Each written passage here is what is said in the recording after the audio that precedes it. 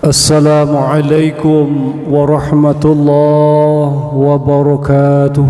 Alhamdulillahilladzi anzala as-sakinata fi qulubil mu'minin liyazdadu imanan ma'a imanihim. Ashhadu an la ilaha illallah wahdahu la syarika lah wa ashhadu anna Muhammadan abduhu wa rasuluh la nabiyya wa la rasula ba'da.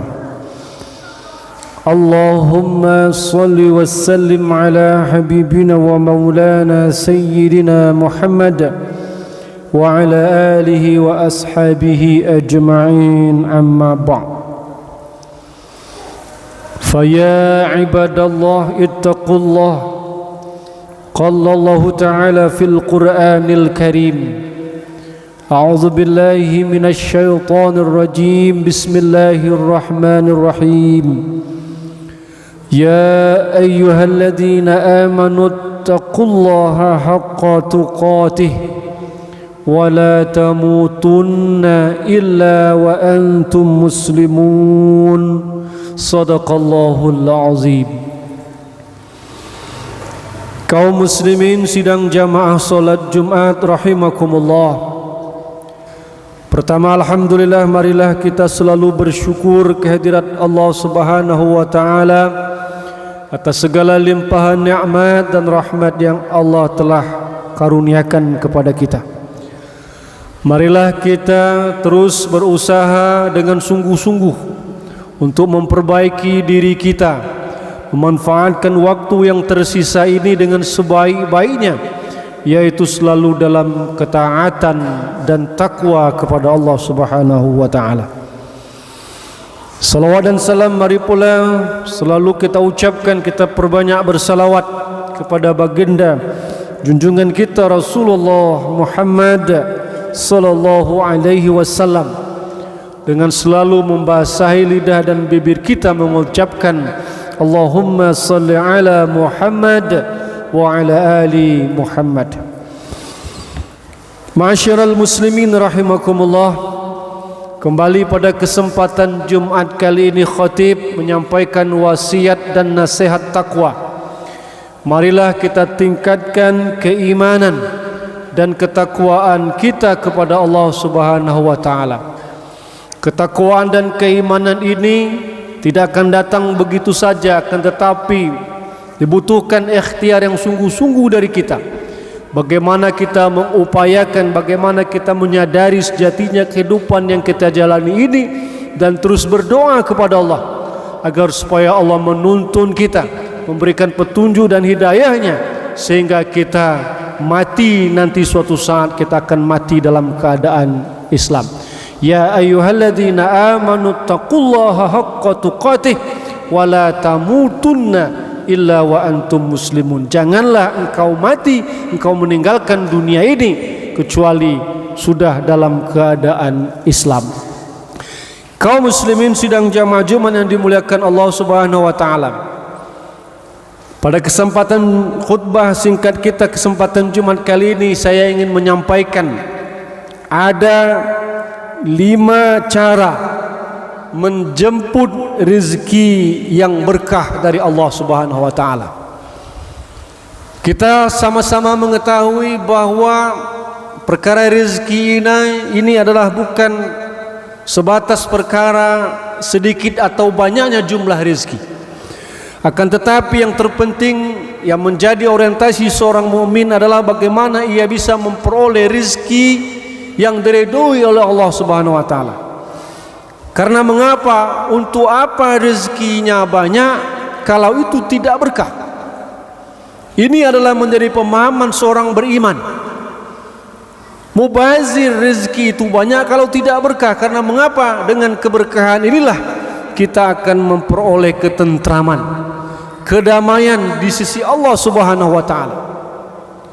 Banyak orang yang mungkin memiliki harta yang berlimpah dengan jumlah yang mungkin tidak terbatas, nominal angka yang sangat banyak, akan tetapi dia tidak memperoleh kedamaian dan ketentraman.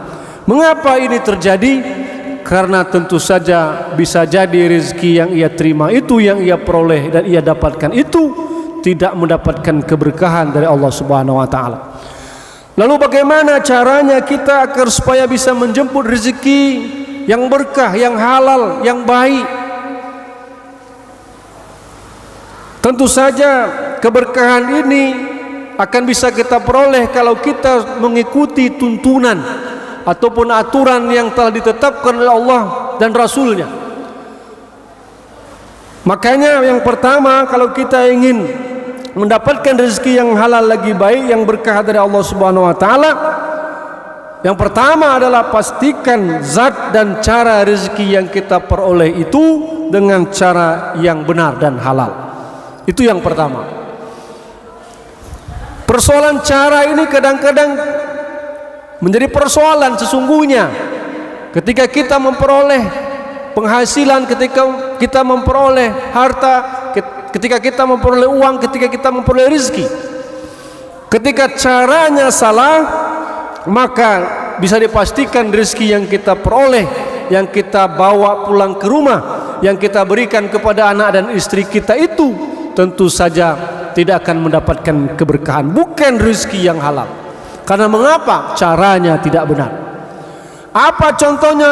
Kalau kita mendapatkan uang, mendapatkan rezeki dengan cara menipu orang lain, artinya ini caranya tidak benar.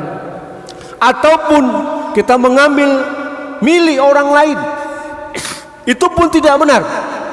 Kita memperoleh dengan cara keserakahan, ketamakan. Kalau itu caranya, jalannya kita mendapatkan rezeki, maka dipastikan bahwa rezeki yang kita bawa pulang itu merupakan rezeki yang tidak halal. Oleh karena itu, seorang beriman hendaknya betul-betul berhati-hati. Dia harus bertanya, apakah rezeki yang saya peroleh ini, yang nantinya akan menjadi darah daging anak dan istri saya di rumah, halal atau tidak? Ini yang pertama. Karena mengapa tidak sedikit orang yang memperoleh rezeki dengan cara yang tidak benar, menjadi pedagang, lalu dia mengurangi timbangan dan lain sebagainya, mendapatkan rezeki mungkin dari perusahaan atau kantor tapi dengan cara korupsi. Kalau itu yang ia lakukan, maka jauh dia akan mendapatkan rezeki yang berkah dari Allah Subhanahu wa taala. Lalu yang kedua, kalau kita ingin mendapatkan, bisa menjemput rezeki yang halal dan berkah itu adalah jangan sampai kita menzalimi orang lain ketika kita mendapatkan rezeki itu. Menzalimi orang lain. Karena mengapa? Rezeki itu sudah ditentukan oleh Allah Subhanahu wa taala. Tidak akan tertukar. Walaupun mungkin kita mengambil hak orang lain itu, tetapi itu bukan hak kita, maka tidak akan pernah menjadi milik kita.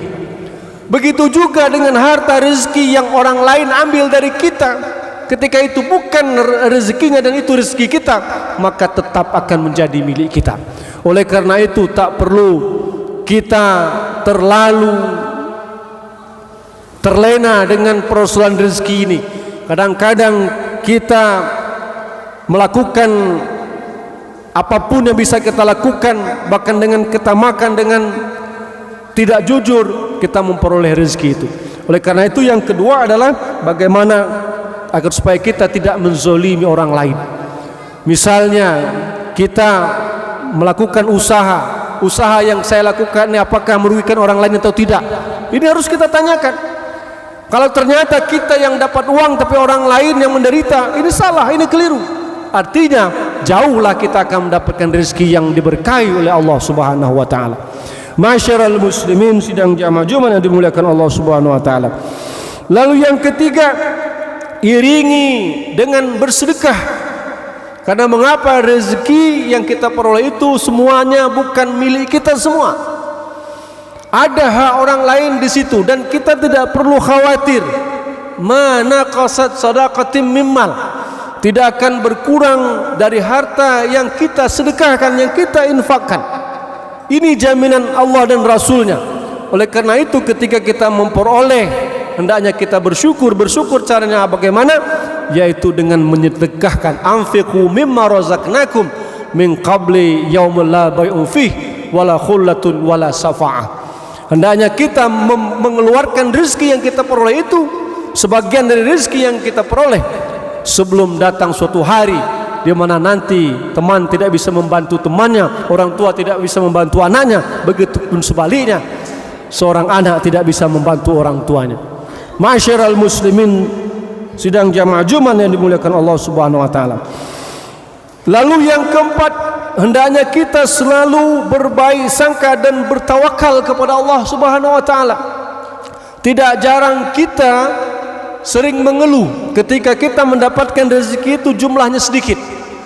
Ketika kita mungkin mencari rezeki dengan berkebun, hasil kebun kita sedikit, lalu kita berburu sangka kepada Allah. Ini jangan sampai terjadi. Karena mengapa apapun ketentuan rezeki Allah itu, itulah yang terbaik untuk kita. Oleh karena itu, semuanya harus kita pasrahkan kepada Allah Subhanahu wa taala. Ini adalah strategi seorang mukmin agar supaya dia mendapati hidupnya itu berkah dan tentram dalam naungan ridho Allah Subhanahu wa taala. Lalu yang terakhir, ma'asyiral muslimin sedang jamaah Jumat yang dimuliakan Allah Subhanahu wa taala, kalau kita ingin menjemput rezeki yang halal dan berkah dari Allah Subhanahu wa taala, hendaknya kita perbanyak bertaubat dan beristighfar kepada Allah Subhanahu wa taala. Karena mengapa dengan taubat, dengan istighfar inilah Allah akan memberikan rezeki yang kadang-kadang tidak terduga datangnya. Wa may yattaqillah yaj'al lahu makhraja. Kalau kita bertakwa kepada Allah Subhanahu wa taala, Allah akan menjadikan jalan keluar dari setiap persoalan yang kita hadapi. Wa yarzuqhu min haitsu la yahtasib, dan Allah akan memberikan rezeki dari jalan yang kadang-kadang kita tidak pernah duga. Beristighfarlah seterusnya. Kapanpun kita bisa, ketika kita melaksanakan sholat 5 waktu, di malam ataupun di tengah hari, istighfar selalu keluar dari mulut kita, maka insya Allah disitulah Allah akan memberikan solusi. Ketika kita sulit dalam persoalan rezeki, maka Allah akan membantu kita. Mengapa? Lantaran kita selalu bertaubat dan beristighfar kepada Allah Subhanahu wa taala. Semoga Allah memberikan kekuatan kepada kita lahir dan batin. Allah selalu membukakan pintu dan hidayah kekuatan kepada kita. Barakallahu li wa lakum fil Qur'anil Karim, wa nafa'ni wa iyyakum bima fihi minal ayati wa dzikril hakim. Aqulu qawli hadza wastaghfiruhu innahu huwal ghafurur rahim.